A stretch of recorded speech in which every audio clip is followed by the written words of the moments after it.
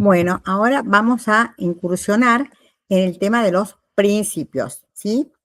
Entonces, ¿qué es lo importante que tengamos en cuenta dentro de lo que es nuestro estudio sobre el procedimiento? Y que en cada procedimiento, tanto de los órganos administrativos como de los equipos técnicos, como también de las distintas instituciones del Estado, como el Poder Judicial o el Ministerio Público, tengan en cuenta este principio, ¿sí?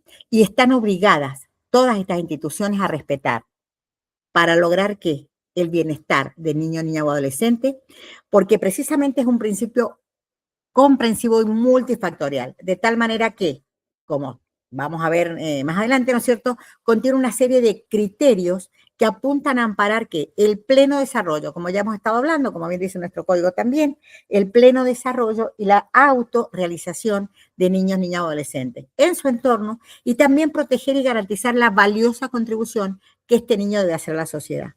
Nosotros nos quejamos muchas veces, incluso hay proyectos que ya prácticamente, lamentablemente, pueden ser ley, donde bajamos una edad de punibilidad, donde tratamos de criminalizar al niño o niña que no tiene un buen comportamiento y no nos damos cuenta que precisamente es producto muchas veces, la mayoría diría yo, de la falta de acción en su primera infancia o en la preadolescencia, una contención y proteger el entorno en el que ese niño o niña se desarrolla. ¿Sí? ¿Por qué? Porque precisamente en la medida en que nosotros no nos ocupemos y muchos niños y niñas puedan crecer en lugares nefastos para su desarrollo, para su salud, víctimas de abuso, de explotación, de violencia, vamos a lograr también, lamentablemente, ¿no es cierto?, esta consecuencia de, si no respetamos sus derechos, tampoco le estamos enseñando a respetar el derecho de otro. Como bien dice la Convención en el artículo 40, que precisamente tenemos que enseñar a respetar los derechos humanos de terceros y que el niño o niña tenga una conducta prosocial. ¿Cómo lo vamos a lograr? Si nosotros desde el momento en que nace lo estamos protegiendo. Desde antes de nacer cuidamos a esa mamá que está drogándose, consumiendo sustancias nocivas para su salud y también envenenando la vida y el cuerpito de esa criatura que está gestando. Entonces, fundamental este principio de protección especial, que también ha sido declarado, como bien dijimos, en el año 24, en el año 59, que a la infancia hay que darle, ¿no es cierto?, y respetarle estos derechos fundamentales. Y dice, tiene derecho a cuidado y asistencias especiales. Este principio especial quiere decir que las personas que están a cargo de estas resoluciones tienen que tener esta capacitación interdisciplinaria, esta capacitación que les haga comprender al niño o la niña en su integralidad. Por ejemplo, la Corte misma dice que vincula la orientación que se debe dar a las medidas de protección especial con el principio de interés superior en el derecho a la vida, y cuando el Estado se encuentre en presencia de niños privados de libertad, por ejemplo, que también es una consecuencia, como digo, de la actuación a veces errónea en su primera infancia, hacen que tenga que resolverlo de la mejor manera para resguardar estos derechos. Entonces, la posición del Estado y de los organismos del Estado, nosotros somos el Estado, aquellos que trabajaron o que están trabajando o que también nosotros tienen esta inquietud de trabajar, tienen una responsabilidad mayor. ¿Por qué? Porque tienen que tomar medidas especiales que estén orientadas en el principio del interés superior. O sea, no cualquiera, sino medidas que tomamos para que estén mejor. ¿Estamos tomando medidas para que estén mejor? ¿Qué hacemos para respetar esta dignidad humana? ¿Sí? Que es la base de la pervivencia misma de la comunidad. La dignidad. Muchos dicen que la dignidad es precisamente el respeto pleno de los otros derechos, ser persona, ser respetada en todos sus ámbitos, ¿no? Especialmente aquellas que son vulnerables, como los niños, niñas o adolescentes, sobre todo cuando no pueden crecer en familia.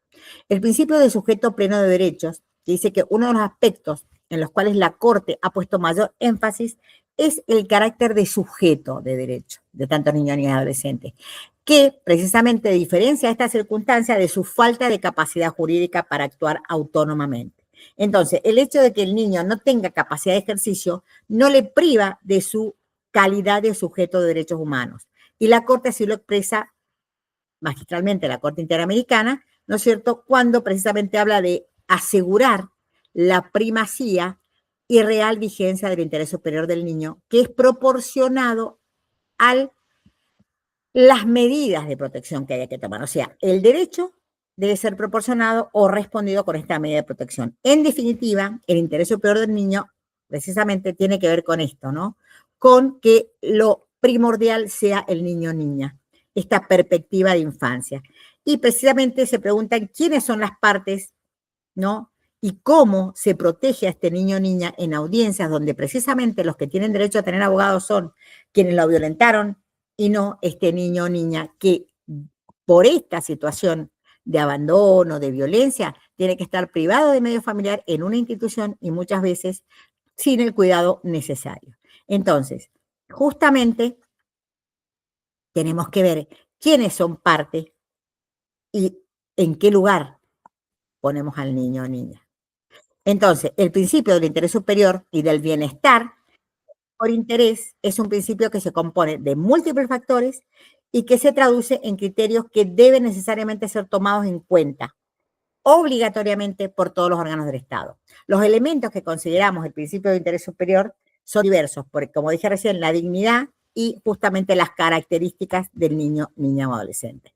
Por eso tenemos que propiciar que, ¿cómo es la pregunta que nos tenemos que hacer? ¿Cómo vamos a propiciar el desarrollo de tantos niños, niñas o adolescentes? Entonces, todo esto que hemos visto está dentro, ¿no es cierto?, de las convenciones, pero especialmente la Convención Americana de Derechos Humanos. ¿Y por qué? Porque esta Convención Americana es la que crea la Comisión y la Corte para revisar la conducta de los estados, que son los que vulneran por no tener leyes adecuadas, por no tener programas adecuados, por no tener una inversión en salud, en educación, en capacitación, en especialización, para que los organismos siempre actúen con esta perspectiva de infancia, que es lo fundamental y es lo que nosotros tenemos que resguardar, como este principio de protección del derecho a las familias. Justamente esta convención americana nos habla sobre el derecho a que todo niño o niña, ¿no es cierto?, pueda crecer en familia.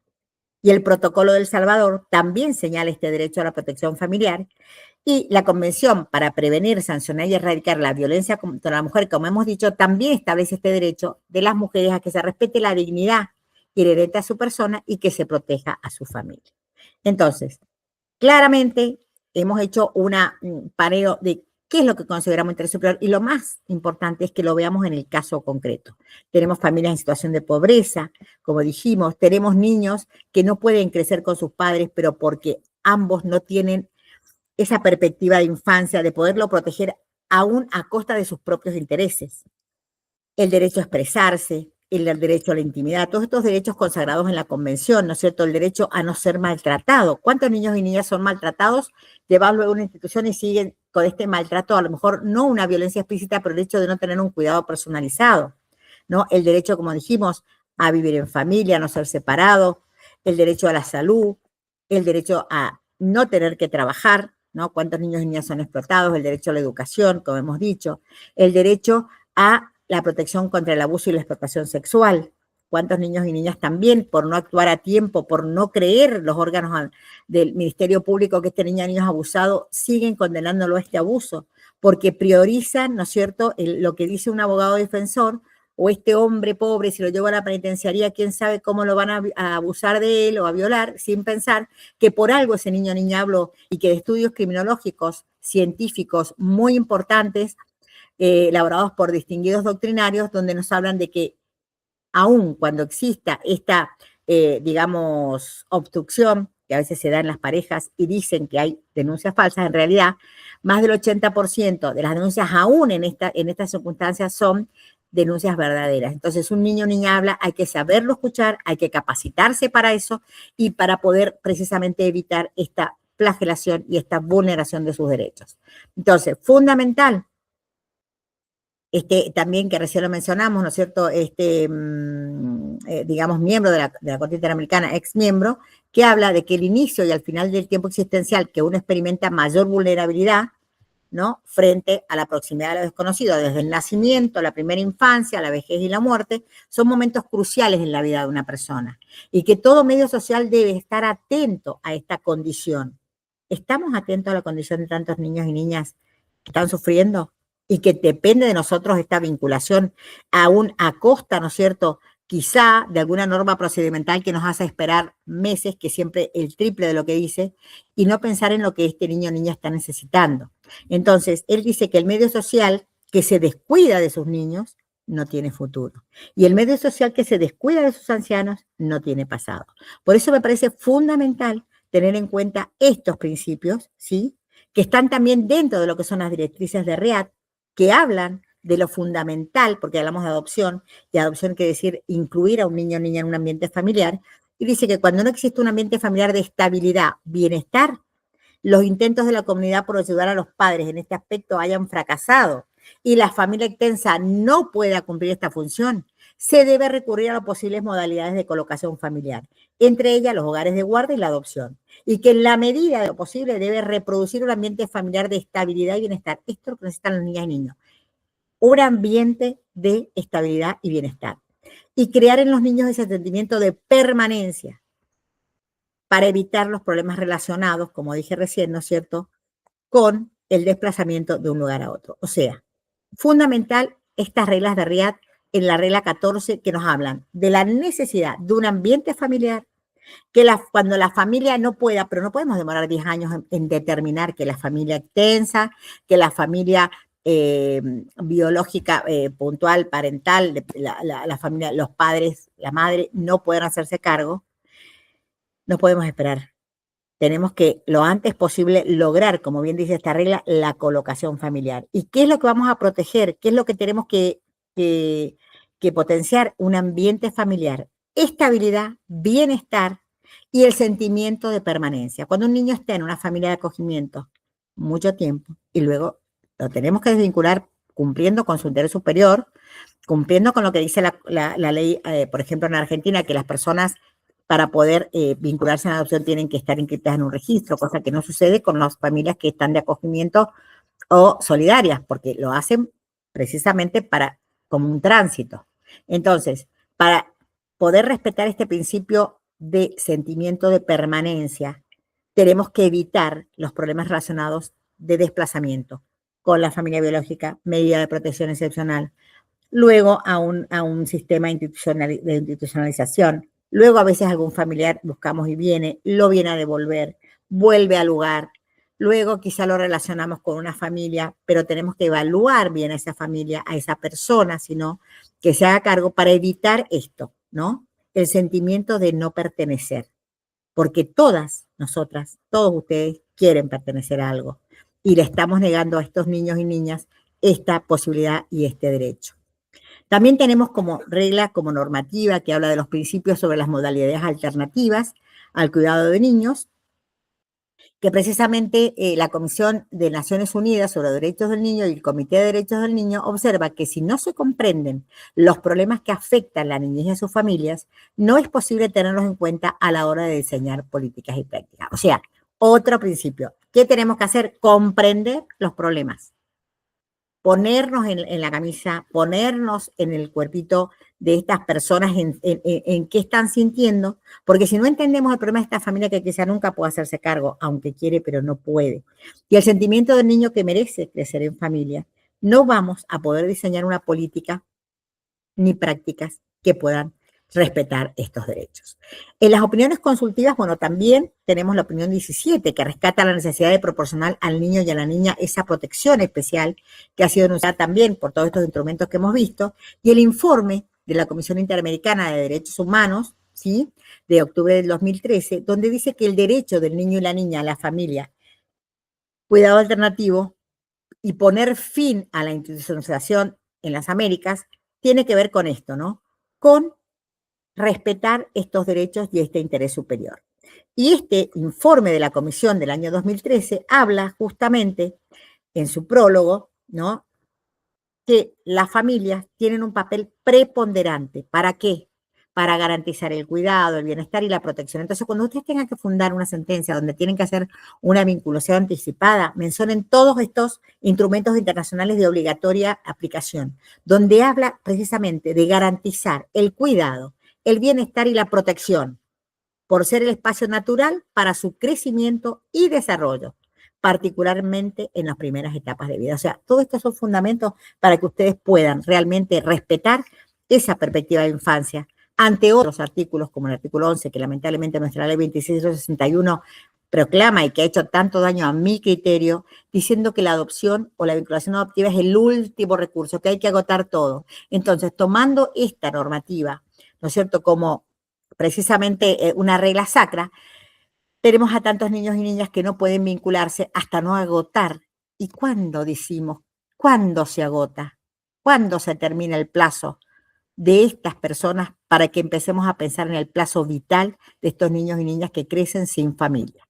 Entonces, teniendo en cuenta todo esto, todos estos documentos, como las observaciones del Comité de Derechos del Niño, que precisamente son documentos que interpretan la convención, ¿no? Acá tenemos las más importantes para este tema, que es la número 5, la 6, la 7, bueno, todas nos están hablando de estos derechos de los niños con discapacidad, de evitar castigos, que es precisamente vivir institucionalizado con una familia que nos castiga, el derecho del niño a su primera infancia, el derecho a ser escuchado, el derecho del niño y la niña a no ser objeto de ninguna intervención ilícita, como es esto, ¿no?, de violentarlo, de traficar, no considerar sus derechos.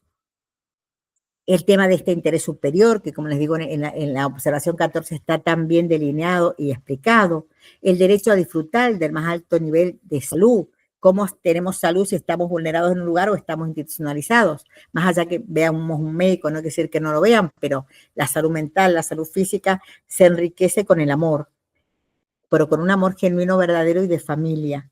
Si bien es cierto que las instituciones también pueden tener personas que se ocupen, en realidad no es lo genuino que pretendemos para nosotros y para los niños y niñas que lo merecen.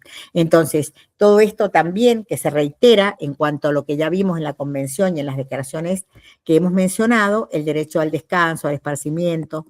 Bueno, hay muchísimo material que pueden ver, que está todo en la plataforma, donde van a ver precisamente todas estas observaciones, la 22, de los derechos humanos en el tema de la migración internacional, cuántos niños se trafican o niños llegan solos, no acompañados, y qué pasa con ellos, qué pasa con ellas, el derecho precisamente a que cuidemos el entorno digital, los derechos del niño y niña a un medio ambiente sano, o sea, todos son derechos consagrados. ¿Cómo lo vamos a lograr? Y bueno, ese es el desafío, interés superior y aplicación de las reglas que nos indican qué va a ser lo mejor para este niño y esta niña. En el caso Fornerón, que muchos habrán visto también y que lo vamos a analizar en el último de de los módulos, tiene que ver con esto, ¿no? Con que una persona da un niño en adopción, la gestante, el padre no se entera y ¿quién es el más perjudicado en esto? Todos dirán el padre, no, mijita, no, no. La más perjudicada es esa niña, que ha sido realmente, no ha podido vivir en tranquilidad, porque de los 12 años y ahora ya lo superando el doble, a una hora no puede tener una tranquilidad por la actuación de las personas adultas. ¿Sí? Bien. Bueno, vamos a este videito dejar hasta acá, donde vemos todos los que son los principios, y justamente lo importante es tener en cuenta que debemos pensar en cada caso concreto qué va a ser lo mejor para este niño o esta niña y cómo vamos a actualizar sus derechos. Así que los espero en la próxima comunicación para seguir capacitándonos y sobre todo seguir actuando en perspectiva de infancia, con perspectiva de niñez y poniéndonos en lugar de ese niño o esa niña que llega a nosotros para encontrar este respeto.